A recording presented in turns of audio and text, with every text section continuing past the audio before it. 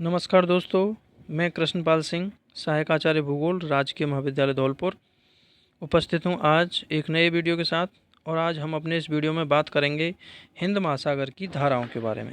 इससे पहले वीडियो में हमने अटलांटिक महासागर की धाराओं के बारे में पढ़ा और प्रशांत महासागर की धाराओं के बारे में पढ़ा। अब इस वीडियो में हम हिंद महासागर में प्रवाहित होने वाली प्रमुख धाराओं के बारे में बात करेंगे। तो चलिए वीडियो शुरू करते हैं। तो यहाँ सबसे पहले हम बात करते हैं उत्तरी हिंद महासागर की धाराओं की।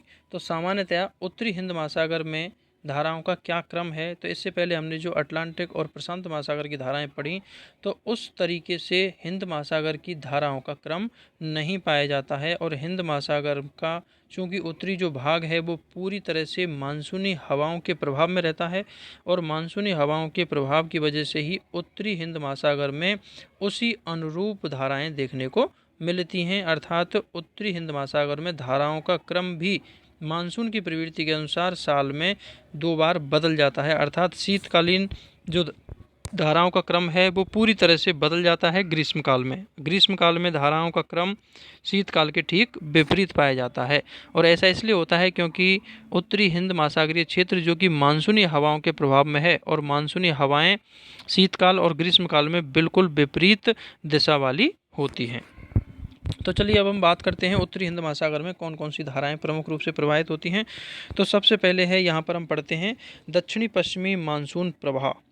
और नाम से स्पष्ट है, ये दक्षिणी पश्चिमी मानसून की दिशा में बहने वाली गर्म जल की धारा है, और यह सामान्यतया ग्रीष्म ऋतु में प्रवाहित होती है, क्योंकि दक्षिणी पश्चिमी मानसून का जो समय है वो ग्रीष्म ऋतु है। अर्थात दक्षिणी पश्चिमी मानसून ग्रीष्म ऋतु में ही कार्य करता है, ग्रीष्म ऋतु में ही सक्रिय रहता है। और इस दक्षिणी पश्चिमी मानसून के साथ ही जो हवाएं हैं वो दक्षिण पश्चिम से उत्तर पूर्व की ओर प्रवाहित होती हैं, और इन्हीं हवाओं के अनुरूप उत्तरी हिंद महासागर में जो धारा है या फिर जो हिंद महासागर का जल है, इन्हीं हवाओं की दिशा का अनुसरण करता हुआ दक्षिण पश्चिम से उत्तर पूर्व की ओर प्रवाहित होने लगता है। और इस मानसूनी हवाओं के प्रभाव के फलस्वरूप उत्तरी हिंद महासागर में अफ्रीका के पूर्वी तट के सहारे, अदन की खाड़ी, अरब सागर और प्रायद्वीपीय भारत के पश्चिमी किनारे के साथ साथ बंगाल की खाड़ी के तटीय प्रदेश से लेकर के पूर्वी द्वीप समूह तक का जो सागरीय जल है वो क्रमानुसार दक्षिण पश्चिम से उत्तर पूर्व की ओर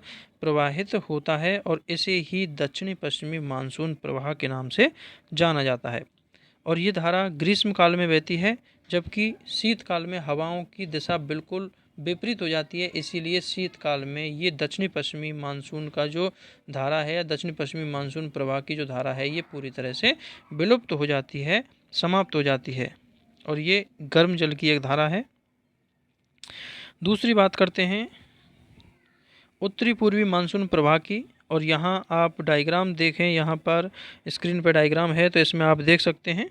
तो अरब सागर और बंगाली खाड़ी, और दोनों ही स्थितियों में अलग अलग तरीके से जो है यहाँ चक्राकार क्रम बताया गया है। तो इस प्रकार से यहाँ मानसून हवा के अनुसार जो है मौसम के अनुसार शीतकाल और ग्रीष्मकाल में अलग अलग डायरेक्शन की हवाएं देखने को मिलती हैं। वहीं यदि हम दक्षिणी हिंद महासागर की बात करें तो दक्षिणी हिंद महासागर में साल भर नियमित प्रारूप में महासागरीय धाराएं पाई जाती हैं, क्योंकि दक्षिणी हिंद महासागर में मानसूनी हवाओं का कोई प्रभाव नहीं होता है। तो इस प्रकार से ये हिंद महासागरीय धाराएं यहाँ पर प्रदर्शित की गई हैं।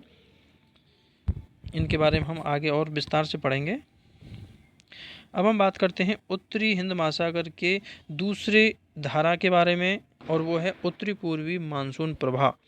और ये उत्तरी पूर्वी मानसून प्रवाह जैसा कि नाम से स्पष्ट है, यह है शीतकाल में जो उत्तरी पूर्वी हवाएं हैं, शीतकाल में जब मानसूनी हवाओं की डायरेक्शन बिल्कुल विपरीत हो जाती है और हवाएं उत्तर पूर्व से दक्षिण पश्चिम की ओर प्रवाहित होने लगती हैं, तो उन्हीं हवाओं के साथ उत्तरी हिंद महासागर का जल भी उत्तर पूर्व से दक्षिण पश्चिम की ओर प्रवाहित होने लगता है। और यह जो धारा है ये पूर्वी द्वीप समूह से शुरू होकर के बंगाल की खाड़ी, और बंगाल की खाड़ी से फिर भारतीय प्रायद्वीपीय तट का अनुसरण करते हुए अरब सागर, और अरब सागर से आगे अफ्रीका के पूर्वी तट के सहारे प्रवाहित होता है। और इसकी जो डायरेक्शन है वो मानसूनी, वो जो शीतकालीन मानसून वाली हवाएं हैं उनके साथ साथ उत्तर पूर्व से दक्षिण पश्चिम की ओर रहता है। और इसे ही उत्तरी पूर्वी मानसून प्रवाह के नाम से जाना जाता है। और यह धारा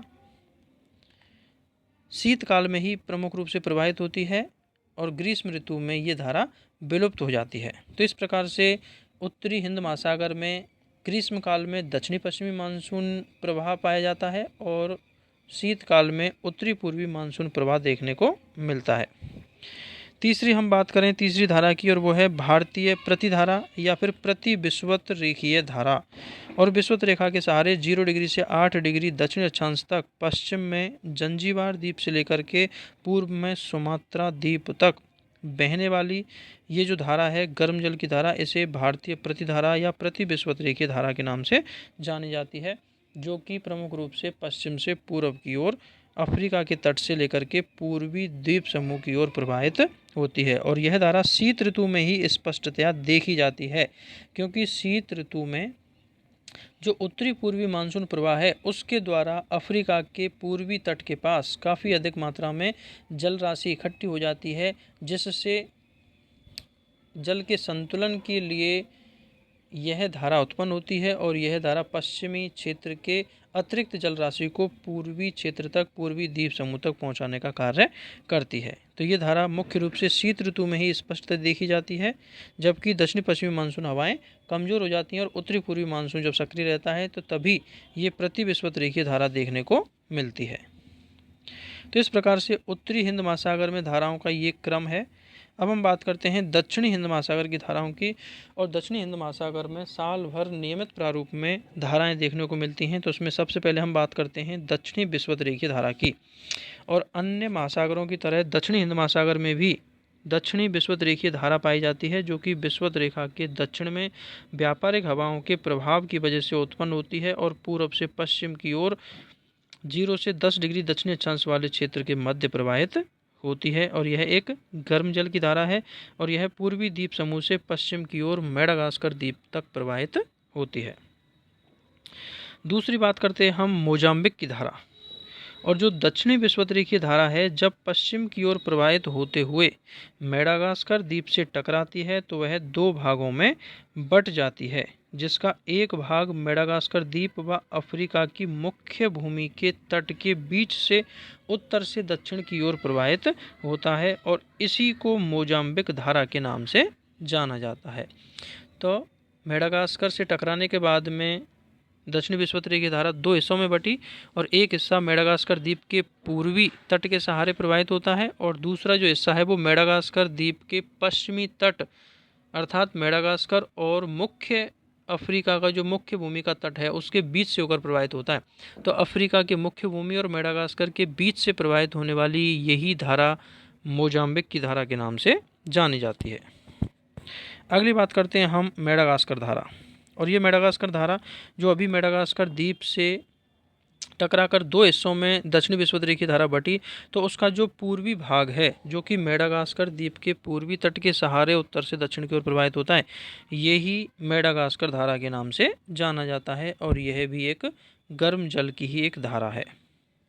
अब हम बात करते हैं अगली अगुलहास की धारा। और अगुलहास की धारा ये भी गर्म जल की धारा है और जब मेडागास्कर द्वीप को पार करने के बाद मोजाम्बिक और मेडागास्कर की दोनों ही शाखाएं आपस में मिल जाती हैं, तो इन दोनों ही धाराओं के मिलने पर इसे अगुलहास की धारा के नाम से जाना जाता है।